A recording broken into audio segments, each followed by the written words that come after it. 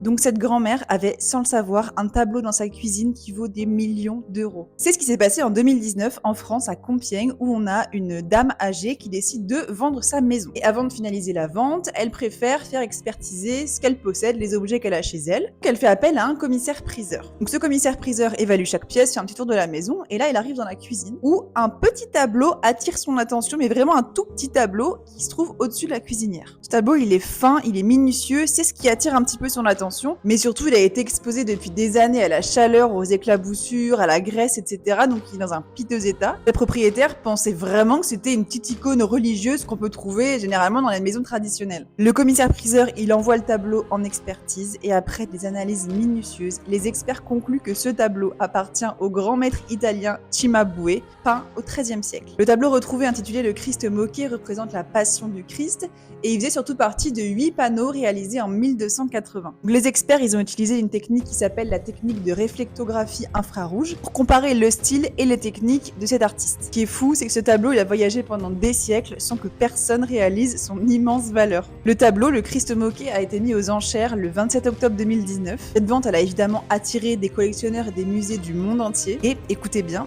elle a été adjugée pour la somme astronomique de 24,18 millions d'euros, ce qui est clairement un record pour une peinture médiévale. Donc ce tableau, qui était plein de graisse, plein de poussière, auquel on ne prêtait même plus attention, est aujourd'hui reconnu comme un trésor inestimable de l'histoire de l'art, c'est fou. En conclusion, regardez bien chez vous, allez fouiller dans les greniers de vos grands-parents.